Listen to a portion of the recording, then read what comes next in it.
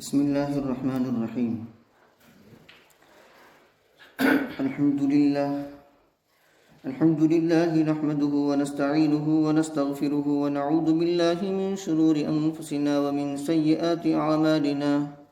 من يهده الله فلا مضل له ومن يضلله فلا هادي له، ونشهد أن لا إله إلا الله وحده لا شريك له، ونشهد أن سيدنا ومولانا محمدا عبده ورسوله صلى الله عليه وعلى آله وأصحابه وبارك وسلم تسليما كثيرا كثيرا. أما بعد، فأعوذ بالله من الشيطان الرجيم. بسم الله الرحمن الرحيم. قال بل سولت لكم أنفسكم أمرا فصبر جميل، عسى الله أن يأتيني بهم جميعا إنه هو العليم الحكيم. وتولى عنهم وقال يا أسفا على يوسف وابيضت عيناه من الحزن فهو كظيم. قالوا تالله تفتأ تذكر يوسف حتى تكون حردا أو تكون من الهالكين. قال إنما أشكو بثي وحزني إلى الله وأعلم من الله ما لا تعلمون. يا بني اذهبوا فتحسسوا من يوسف وأخيه ولا تيأسوا من روح الله إنه لا ييأس من روح الله إلا القوم الكافرون. آمنت بالله صدق الله مولانا العظيم وصدق رسوله النبي الكريم ونحن على ذلك لمن الشاهدين والشاكرين والحمد لله رب العالمين. قابل احترام بزرگوں اور عزیز دوستوں اور میری معزز ماں بہنوں، سورہ یوسف کی آیت نمبر 83 سے لے کر کے ہم 83 تک دیکھتے ہیں. پچھلی آیتوں میں ہم نے یہ سمجھا، یہ سنا، یہ پڑھا. یوسف علیہ السلام کے برادران اپنے والد بزرگوار یعقوب علیہ السلام کے پاس پہنچے. بڑے بھائی نے ان کے ساتھ جانے سے انکار کر دیا کہ میں اپنے ابا جان کو کیا منہ دکھاؤں گا، پہلے ایک صدمہ دے چکا ہوں، اب دوسری مرتبہ دوسرا صدمہ، کیا منہ لے کر میں جاؤں گا. تو انہوں نے کہا کہ میں تو یہیں رہوں گا یہاں تک کہ اللہ تبارک و تعالی کوئی فیصلہ فرما دے یا میرا ابا خود مجھے وہاں آنے کی اجازت دے دے. تو بیٹوں نے ساری کارگزاری سنائی. ابا نے کارگزاری سن کر کے، کیونکہ ابا غیر مطمئن تھے، دودھ کا جلا چھات پھونک کر کے پیتا ہے، تو جس وقت وہ کنویں میں ڈالے گئے تھے اور بھیڑیا کھا گیا اور ایک قصہ بنا لیا اور ان کے پاس آئے تھے، تو اس وقت حضرت یعقوب علیہ السلام نے فرمایا تھا کہ بل سولت لکم انفسکم امرا، یعنی یہ جو تم کہہ رہے ہو کہ بھیڑیا کھا گیا، یہ ایسی بات ہے جو تمہارے جی نے بنا لی ہے، یعنی گڑھ لی ہے، اس کے پیچھے کوئی حقیقت نہیں ہے، اب میرے لیے صبر کرنا بہتر ہے. تو اس وقت بیٹے غلط تھے اور یعقوب علیہ السلام نے بالکل صحیح فرمایا تھا. اس مرتبہ بیٹے واقعتاً صحیح ہے، نفس الامر میں واقعہ بالکل صحیح ہے کہ یوسف علیہ السلام نے بنیامین کو اپنے پاس روک لیا ہے اور ان کے سامان میں سے شاہی پیمانہ برآمد ہوا، جو شاہی پیمانہ ان کے روکے جانے کا سبب بنا. تو بیٹے اپنی کارگزاری میں 100% صحیح ہے، لیکن چونکہ غیر مطمئن تھے اپنے بیٹوں سے تو وہی بات دہرائی، بل سولت لکم انفسکم امرا. گویا یہ یعقوب علیہ السلام نے اجتہاد فرمایا. اور لوگ بھی اجتہاد کرتے ہیں، عام لوگ، انبیاء بھی اجتہاد کرتے ہیں. اور لوگوں کے اجتہاد میں اور انبیاء کے اجتہاد میں فرق یہ ہوتا ہے کہ انبیاء اگر خطا پر ہوتے ہیں تو ان کو باقی نہیں رہنے دیا جاتا. اور لوگ جو اجتہاد کرتے ہیں تو دونوں پہلو برابر ہوتے ہیں. للمجتہد فإذا أصاب فله أجران وإذا أخطأ فله أجر. مجتہد اگر درستگی کو پہنچتا ہے تو اس کے لیے دوہرا اجر ہے. دوہرا اجر کیسا؟ محنت کی اس کا. دوسرا اجر کون سا؟ درستگی تک پہنچا اس کا. اور اگر خطا کرتا ہے تب بھی ایک اجر سے وہ خالی نہیں ہے. کس چیز کا اجر؟ محنت کی ہے اس نے، جدوجہد کی ہے، اس کا اجر اس کو ملتا ہے. اب حقیقت قیامت کے دن کھلے گی کہ آمین بالسر صحیح یا آمین بالجہر، قرأت فاتحہ خلف الامام میں کیا صحیح. سب ائمہ اپنے جگہ پر برحق، لیکن ان کے اجتہاد کی حقیقت کل قیامت کے دن کھلے گی. انبیاء کے باب میں دنیا ہی کے اندر ان کو اللہ رب العزت کی جانب سے متنبہ کر دیا جاتا ہے، وہ الرٹ ہو جاتے ہیں، ان کو اپنی خطا پر باقی رہنے نہیں دیا جاتا. تو یہاں مفسرین یہ فرماتے ہیں کہ یعقوب علیہ السلام نے پہلے واقعے پر قیاس کرتے ہوئے اجتہاداً وہی جملہ دہرایا جو وہاں دہرایا تھا، بل سولت، بلکہ تمہارے لیے تمہارے نفس نے یہ بات کو گڑھ لیا ہے، یعنی اپنی جانب سے بناوٹ ہے. حالانکہ اس وقت اس صورت میں بیٹے بالکل برحق تھے. فصبر جمیل، بہترین صبر میرا کام ہے، یعنی صبر کرنا ہی بہتر ہے. عسى اللہ ان یأتینی بہم جمیعا میں اس اجتہاد سے انہوں نے رجوع کر لیا. اور یہ حضرت یعقوب علیہ السلام نے یا تو اس وجہ سے کہا کہ اللہ تبارک و تعالی نے ان کے قلب میں یہ بات ڈالی بذریعہ وحی کہ نہیں اس مرتبہ بیٹے صحیح ہے، تو فوراً رجوع کر لیا کہ امید ہے کہ اللہ تبارک و تعالی ان تمام کو میرے پاس لے آیا. کون؟ یوسف نمبر 1، بنیامین نمبر 2، اور جو بڑا بیٹا یہودا یا روبیل یا شمعون، علم و عمل میں بڑا، عمر میں بڑا، یا جاہ اور مرتبے میں بڑا، جو بھی، ان تمام کو میرے پاس لے آئے. تو اجتہاد خطا تھا، اس کو باقی رہنے نہیں دیا گیا. تو یا تو اس وجہ سے کہ اللہ نے ان کے قلب میں یہ بات ڈالی، یا دفعتاً ان کا ذہن اس کی طرف منتقل ہوا جو خواب یوسف علیہ السلام نے حضرت والد بزرگوار کے سامنے پیش کیا تھا. یا ابت انی رأیت 11 کوکبا والشمس والقمر رأیتهم لی ساجدین. تو اس سے انہوں نے اندازہ لگایا کہ اب انتظار کی گھڑیاں ختم ہونے والی ہے. باپ بیٹے جو ایک دراز مدت سے، طویل مدت سے فراق کا غم کھا رہے ہیں، اب جمع ہونے والے ہیں. یہ حضرت یعقوب علیہ السلام نے اندازہ لگایا اس خواب سے، کیونکہ آخر انبیاء کا خواب حق ہوتا ہے، رؤیا الانبیاء یا وحی ہوتا ہے. تو کہا کہ اللہ امید ہے کہ لے آئے ان تمام کو.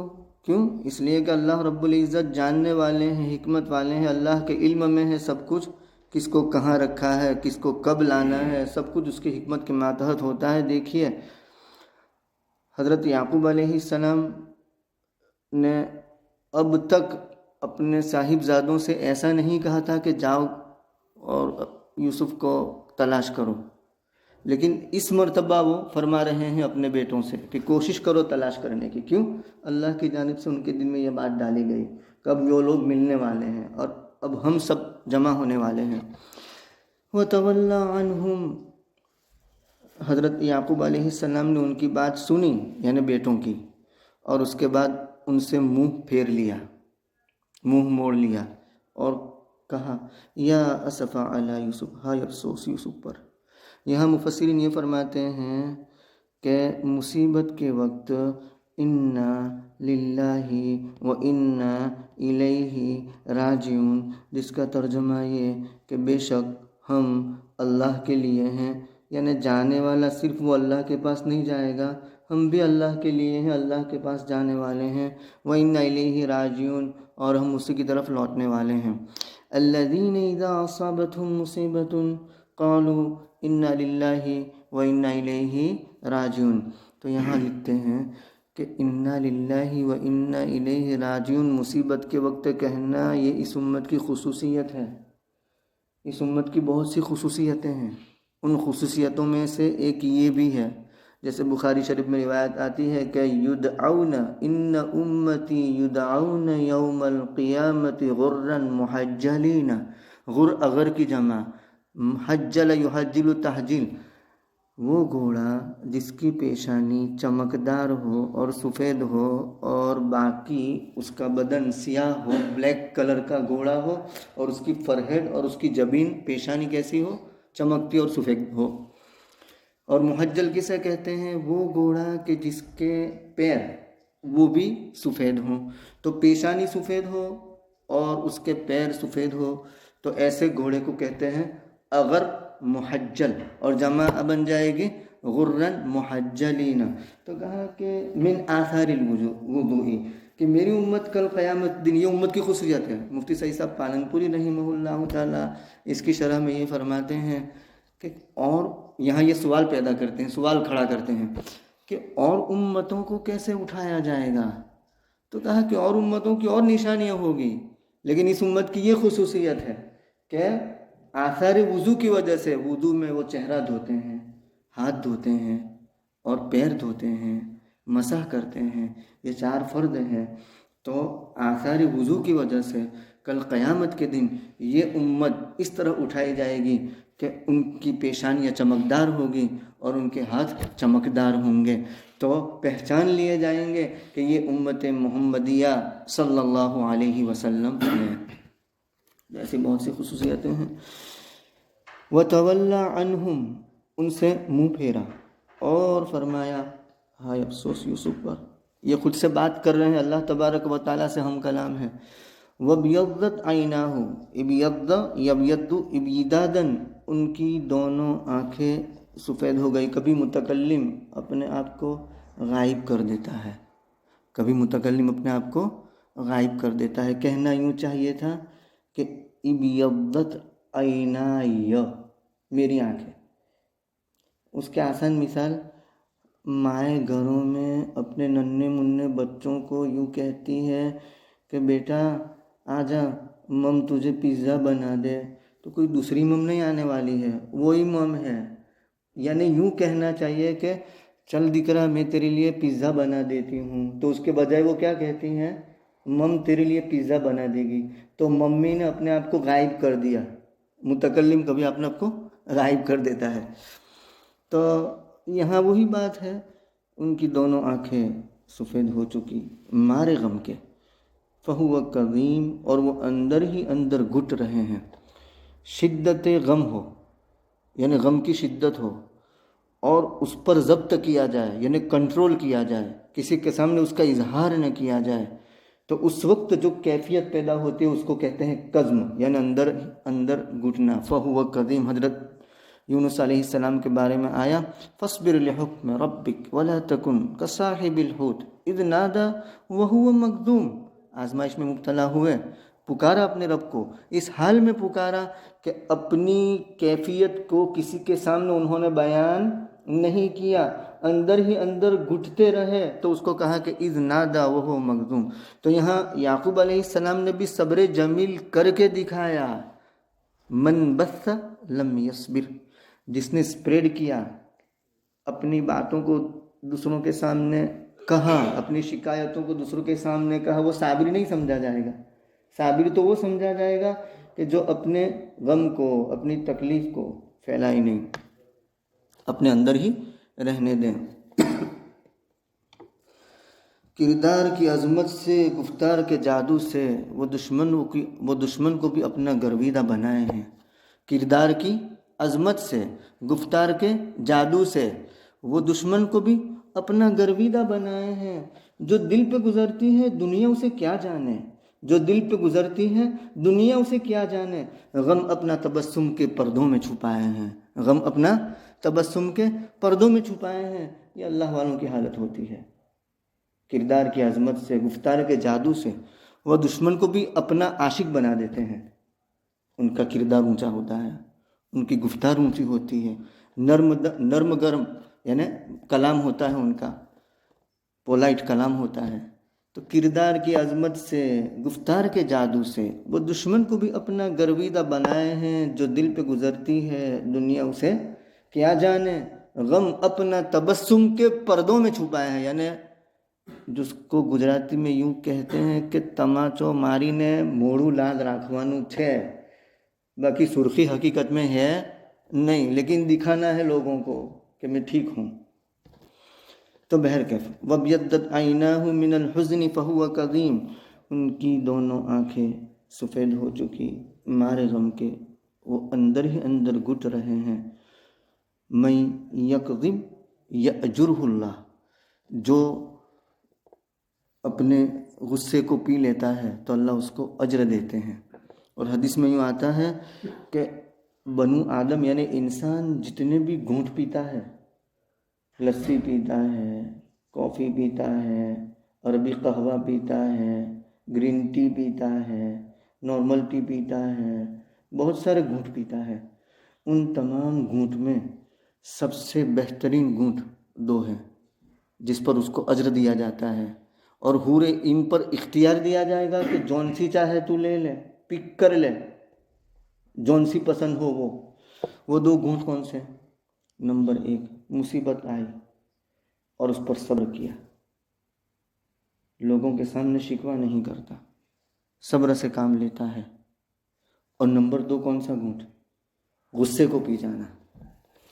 لیس الشدید بالسرعہ انما الشدید الذی یملک نفسہ عند الغضب، بہادر وہ نہیں جو میدان میں اکھاڑے کے اندر دوسرے کو پچھاڑ دے، کبڈی کھیلتے ہوئے دوسرے کو گرا دے، وہ بہادر نہیں۔